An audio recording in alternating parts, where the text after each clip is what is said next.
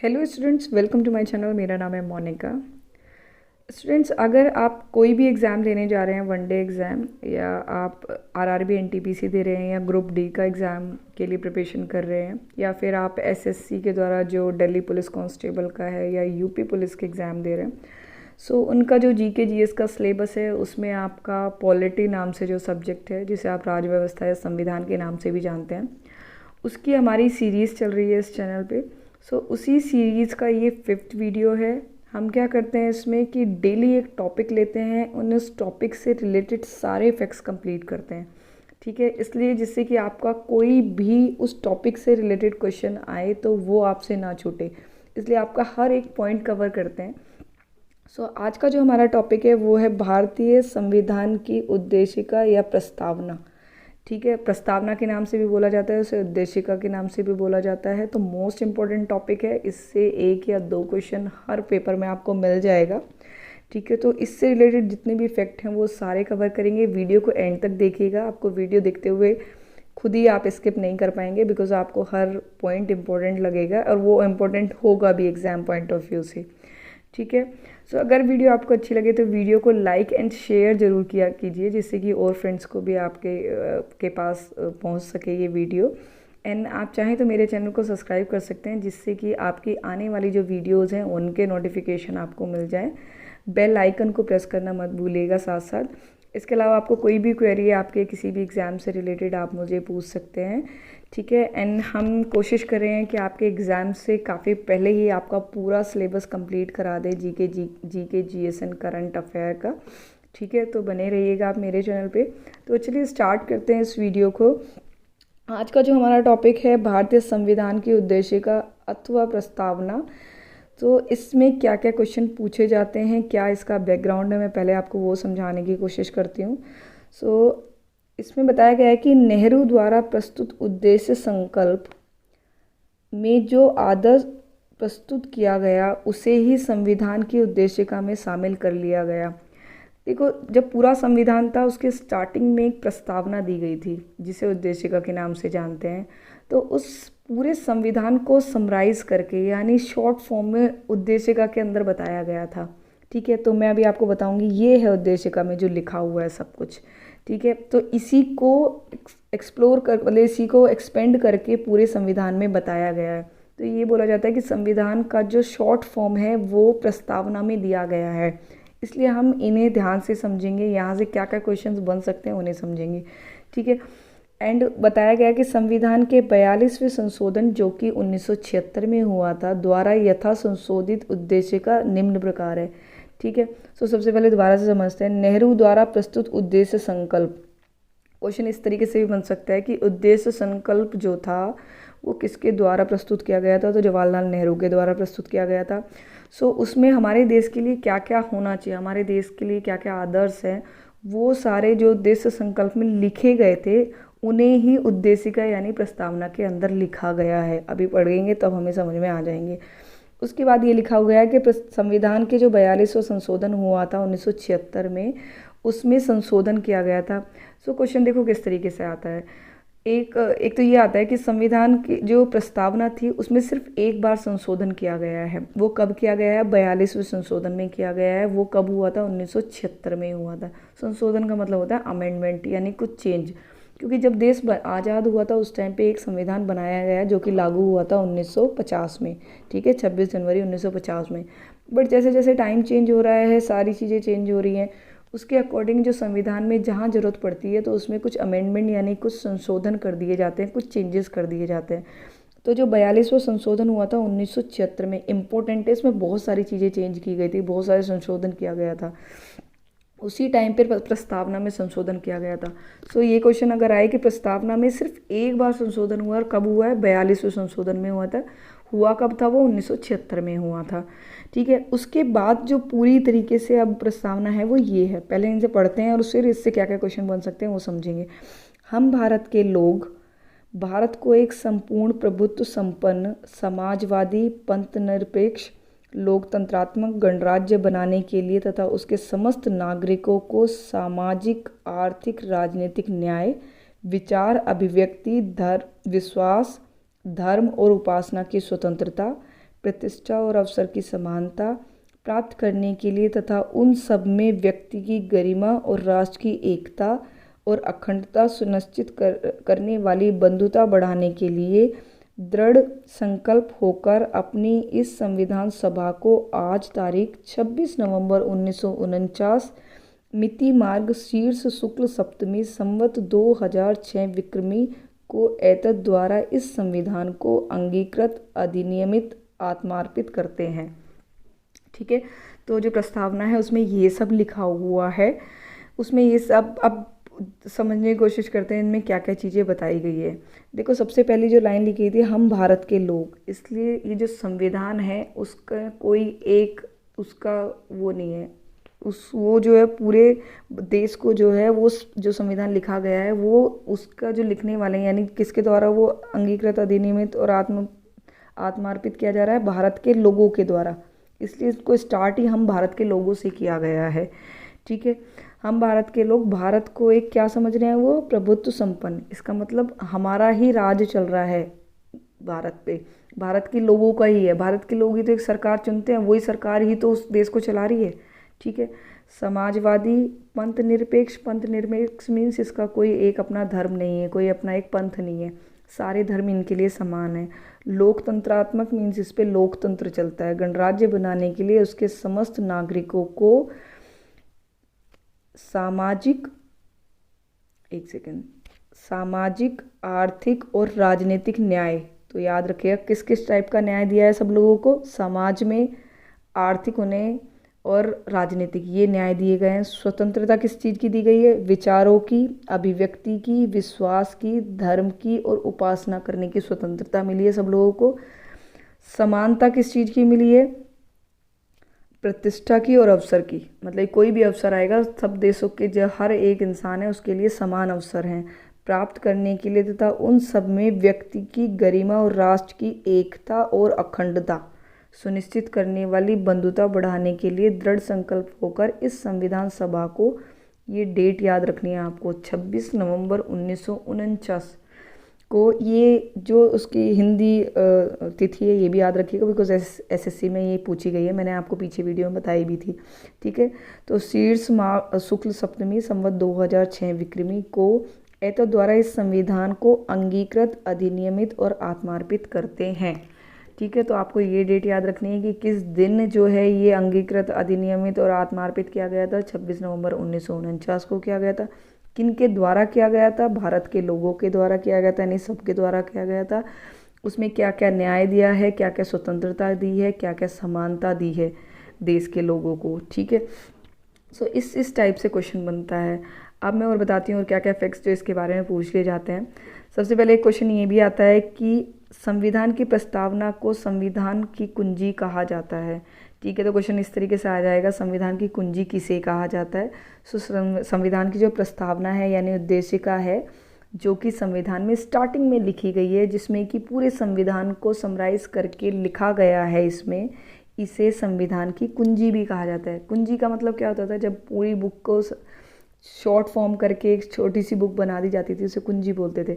इसलिए पूरे संविधान की कुंजी क्या है, सब कुछ उसको समराइज करके कुछ लाइंस में बता दिया गया है, तो वो क्या है, उसकी प्रस्तावना।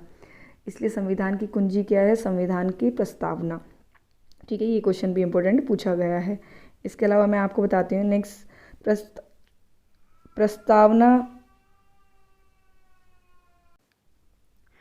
ठीक है, तो मैं क्या बता रही थी आपको कि संविधान की प्रस्तावना को संविधान की कुंजी कहा जाता है। एग्जैक्टली सेम टाइप से क्वेश्चन आ जाता है कि संविधान की कुंजी किसे कहा जाता है। ठीक है, सीधे सीधे क्वेश्चन आता है, बट आया हुआ क्वेश्चन है, याद रखिएगा। नेक्स्ट, प्रस्तावना के अनुसार संविधान के अधीन समस्त शक्तियों का केंद्र बिंदु अथवा स्रोत जो है वो भारत के लोग ही हैं। ठीक है, सो इसमें क्वेश्चन इस तरीके से पूछ लिया जाता है कि जो सारी संविधान में प्रस्तावना में ये लिखा हुआ है कि जो संविधान में सारी शक्तियाँ दी गई हैं उनका स्रोत या उनका केंद्र बिंदु क्या है। सो मतलब कि केंद्र बिंदु होने का मतलब क्या है, भारत के लोगों के पास जो है पावर है कि वो देश को किस तरीके से चलाना है। ठीक है, यानी भारत के लोग ही केंद्र बिंदु हैं, भारत के लोग ही सरकार बनाते हैं, वही सरकार जो है देश पे राज करती है, यानी देश को चलाती है। ठीक है। तो इसलिए भारत के लोगों के पास ये पावर है, इसलिए बोला गया है कि जो मेन सेंटर पॉइंट है वो भारत के लोग ही हैं, भारत के लोग ही भारत की सरकार चला रहे हैं, ठीक है। एंड आगे देखते हैं, प्रस्तावना में लिखित शब्द जो है भारत के लोग, ये लिखा हुआ है ना भारत के लोग, यहाँ पर ऊपर लिखा हुआ है। तो भारत के लोग इस संविधान को अंगीकृत, अधिनियमित और आत्मार्पित करते हैं। ऊपर लिखा है ना भारत के लोग, पूरी संविधान लिखने के बाद में फिर यहाँ लिखा हुआ है अंगीकृत, अधिनियमित और आत्मार्पित करते हैं। तो सब लोग ही ये सारी चीज़ें को, इस डेट को आत्मार्पित करते हैं। इस तरीके से लिखा हुआ है इसकी जो लैंग्वेज है प्रस्तावना की, ठीक है। सो यहाँ पे क्या लिखा है, भारतीय लोगों की सर्वोच्च संप्रभुता का उद्घोष करते हैं। मतलब कि उन्होंने ये बताया कि इस तरीके से लिखने का मतलब ये है कि जो भारत के लोग हैं, सर्वोच्च संप्रभुता उन्हीं के पास है। संप्रभुता का मतलब क्या होता है कि ये ही, इन्हीं का ही प्रभुत्व है, इन्हीं की ही चल रही है यहाँ पर, इन्हीं के द्वारा ही सरकार बनाई जा रही है, वही सरकार राज कर रही है। यानी ये खुद ही इनडायरेक्टली कहा जाए तो खुद ही अपने देश पे राज करते हैं। इस देश का कोई एक पर्टिकुलर राजा नहीं है, ठीक है। ये देश किसी एक का नहीं है, भारत के लोगों का ही देश है ये अपना, इन्हीं की सरकार के द्वारा इन्हीं का ये देश चलाया जा रहा है, ठीक है।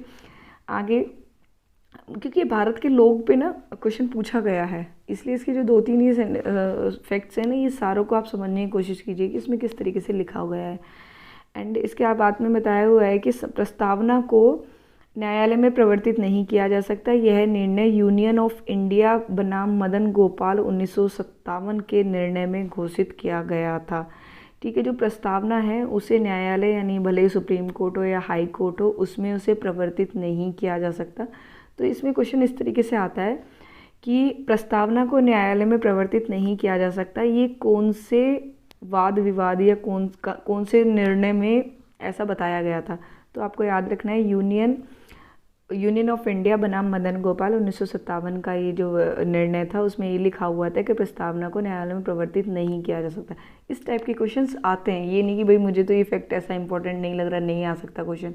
इस टाइप के क्वेश्चंस आते हैं कि प्रस्तावना को न्यायालय में अगर प्रवर्तित नहीं किया जा सकता, ये कौन सा निर्णय था, कब का निर्णय। तो आपको याद रखना है, Madan Gopal versus union of India का 1957 में जो निर्णय लिया गया था, उसमें ऐसा बोला गया था, ठीक है। आगे मैं आपको बताती हूँ और क्या क्या क्वेश्चंस जो हैं प्रस्तावना से बनते हैं। बेरूवाड़ी यूनियनवाद 1960 में जो हुआ था, उसमें कहा गया था कि सर्वोच्च न्यायालय ने निर्णय दिया था कि जहां संविधान की भाषा संदिग्ध हो, वहां प्रस्तावना विधिक निर्वाचन में सहायता करती है। मीन्स अगर कानून में कोई चीज़ समझ में नहीं आ रही है कि संविधान में किस तरीके से लिखी गई है, तो प्रस्तावना में जाकर उस चीज़ को समझा जा सकता है कि प्रस्तावना में जो विधिक निर्वाचन है, मतलब प्रस्तावना से समझा जा सकता है कि इस चीज़ का क्या मतलब निकलता है, ठीक है। तो क्वेश्चन इस तरीके से आ सकता है कि संविधान की भाषा अगर संदिग्ध है तो प्रस्तावना में जो विधिक निर्वाचन की जो वहाँ पर क्या है, प्रस्तावना जो है विधिक निर्वाचन की सहायता करती है, ये किस वाद में लिखा हुआ है, ठीक है। तो बेरूवाड़ी यूनियनवाद में लिखा हुआ है, जो कि 1960 में हुआ था। ये क्वेश्चन इस तरीके से बनते हैं, ठीक है, कि सर्वोच्च न्यायालय ने ये कहा था कि संविधान की भाषा अगर संदिग्ध हो तो वहाँ पर प्रस्तावना विधिक निर्वाचन में सहायता करती है। ये किस वाद में लिखा हुआ है, सो ये बेरूवाड़ी यूनियनवाद 1960 में जो हुआ था उसमें लिखा हुआ है। हर एक लाइन इंपॉर्टेंट है, बट उस लाइन को किस तरीके से क्वेश्चन में पूछा जा सकता है, ये हमें समझ में आना चाहिए, ठीक है। आगे क्या है, बेरूवाड़ी वाद में सर्वोच्च न्यायालय ने प्रस्तावना को संविधान का अंग नहीं माना है। मोस्ट इंपोर्टेंट, ये 2 क्वेश्चन बनते हैं इस तरीके से। प्रस्तावना को संविधान का अंग कौन से वाद में माना गया है, और प्रस्तावना को संविधान का अंग कौन से वाद में नहीं माना गया है, ठीक है। पूरा जो संविधान है उसमें जो प्रस्तावना है वो उसका पार्ट नहीं है। वैसे तो क्या है, पूरी जो संविधान है उसमें स्टार्टिंग में प्रस्तावना दी गई है, ठीक है, बट कुछ जगह पे कुछ वाद विवाद में ये बोला गया था कि प्रस्तावना जो संविधान का भाग नहीं है, वो अलग पार्ट है। कुछ में ये बोला गया है कि प्रस्तावना जो है वो संविधान का ही भाग है। तो अगर क्वेश्चन इस तरीके से आता है कि प्रस्तावना जो है संविधान का भाग नहीं है, अंग नहीं है, तो वो कौन से वाद में बोला गया है, वो बेरूवाड़ी वाद में बोला गया। बस आपको इतना याद रखना है। इसीलिए विधायिका प्रस्तावना में संशोधन नहीं कर सकती। विधायिका क्या होती है, संसद। देखो जो पूरा संविधान बना हुआ है, टाइम टू टाइम उसमें संशोधन होते हैं। संशोधन करता कौन है? संसद करती है, ठीक है। सो अगर वो संविधान में संशोधन करती है, बट अगर जो प्रस्तावना है वो संविधान का भाग ही नहीं होगा तो वो उसमें चेंजेस नहीं, यानी संशोधन नहीं कर सकती है। क्यों? क्योंकि बेरुआड़ीवाद में ये बोला गया था कि संविधान का भाग है ही नहीं प्रस्तावना। सो वो संविधान में तो अमेंडमेंट या संशोधन कर सकती है, लेकिन अगर वो उसका भाग होगा ही नहीं तो फिर वो प्रस्तावना में संशोधन कैसे कर पाएगी, ठीक है। तो यही बात बोली गई है। इसलिए विधायिका यानी संसद जो है वो प्रस्तावना में कोई भी संशोधन या अमेंडमेंट या चेंज नहीं कर सकती, क्योंकि वो इसका भाग नहीं है, ठीक है। परंतु सर्वोच्च न्यायालय के केशवानंद भारती बनाम केरल राज्य 1973 में कहा गया कि प्रस्तावना संविधान का अंग है, इसलिए विधायिका यानी संसद उसमें संशोधन कर सकती है। सो यहाँ पे क्या क्वेश्चन बनता है कि कौन से वाद विवाद में ये बताया गया है कि प्रस्तावना जो है संविधान का भाग है, प्रस्तावना जो है संविधान का अंग है? तो केशवानंदन भारती बनाम केरल राज्यवाद था ये 1973। Most important question. अगर यहाँ 2-3 लाइनों में से कोई क्वेश्चन बनने के सबसे ज़्यादा चांसेस हैं तो वो यही हैं कि कौन सा किस में प्रस्तावना को संविधान का भाग बताया गया था? केशवानंदन भारती बनाम केरल राज्यवाद 1973। आपको केशवानंदन भाग जो है केशवानंदन भारती नाम बस ये याद रख लीजिएगा आप। इसमें ये कहा गया था कि प्रस्तावना जो है इसका संविधान का भाग है। अब संविधान में वो चेंजेस कर सकती है, ये संविधान का भाग है प्रस्तावना, तो इसलिए अब संसद क्या कर सकती है? प्रस्तावना में भी संशोधन कर सकती है। क्वेश्चन इस तरीके से भी पूछा जा सकता है कि जो संसद है वो प्रस्तावना में भी संशोधन कर सकती है, ये कौन से वाद में दिया गया? तो केशवानंदन भारती वाद में ये दिया गया है। इस चीज़ को बस याद रखना है, दूसरा आपको खुद से याद आ जाएगा। एक चीज़ को याद रख लीजिए, इंपॉर्टेंट है बहुत ज़्यादा, कई बार एग्जाम में पूछा गया है। और क्या पूछा जाता है? केशवानंद भारतीवाद में ही सर्वोच्च न्यायालय में मूल ढांचा का सिद्धांत दिया और प्रस्तावना को संविधान का मूल ढांचा माना गया। जब ये बात चल रहा था केशवानंदन का 1973 में, तो उस टाइम पे ये बताया गया कि जो पूरा संविधान है उसका जो मूल ढांचा है वो प्रस्तावना है। जैसे पूरा घर बनता है तो उसकी एक नींव होती है, ऐसे पूरे संविधान का जो नींव है यानी ढांचा है वो पूरा का पूरा किस पे टिका हुआ है? वो क्या है? प्रस्तावना है। यानी प्रस्तावना बहुत ज़रूरी है। प्रस्तावना को एक्सपेंड करके संविधान बनाया गया है, ठीक है। और एक ये मूल ढांचा सिद्धांत, क्वेश्चन ये बस ये 2-3 वर्ड हैं जो आपको याद रखने हैं। मूल ढांचा सिद्धांत और प्रस्तावना जो है संविधान का मूल ढांचा है, ठीक है। ये कहाँ पर बोला गया था? केशवानंदन भारती वाद में बोला गया था। तो ये क्वेश्चंस पूछे गए हैं, ऐसा नहीं कि भाई ये तो बड़ा कॉम्प्लिकेटेड सी लाइन है, ऐसा नहीं पूछेगा, ऐसा क्वेश्चन पूछे गए हैं, ठीक है। अब देखते हैं संसद नेक्स्ट। संसद संविधान की मूल ढांचा से नकारात्मक संशोधन नहीं कर सकती। स्पष्टता, संसद वैसा संशोधन कर सकती है जिसमें मूल ढांचा का विस्तार व मजबूतीकरण होता है। तो इन्होंने यही कहा है, देखो संसद क्या करती है? संविधान में संशोधन करती है, बट वो कोई ऐसा संशोधन नहीं कर सकती जिससे कि संविधान का मूल ढांचा ही बिगड़ जाए, ठीक है। ये क्वेश्चन इस तरीके से पूछा जाता है।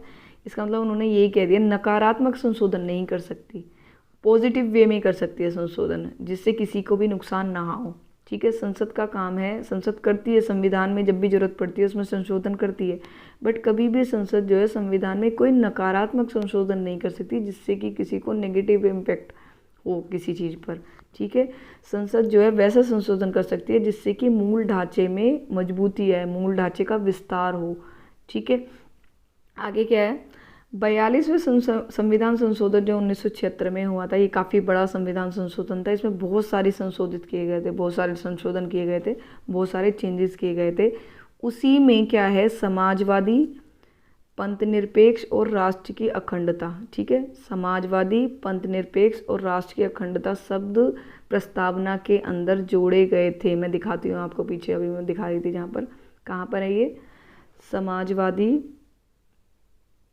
एक सेकेंड, ये समाजवादी ऊपर लिखे हुए, समाजवादी, पंथनिरपेक्ष एंड अखंडता, ये 3, ठीक है। समाजवादी, पंथनिरपेक्ष और अखंडता, ये 3 वर्ड जो हैं पहले प्रस्तावना में नहीं थे। ये 42वां संशोधन हुआ था 1976 में, उसमें जोड़े गए थे। मैंने ये चीज़ आपको पीछे दिखाई थी एक बार, ये देखो जब लिखा था ना 42वें संशोधन 1976 के द्वारा यथा संशोधित उद्देश्य का, यानी प्रस्तावना है ये क्योंकि इसमें ये दोनों वर्ड जोड़ दिए गए हैं, समाजवादी, पंथनिरपेक्ष और अखंडता।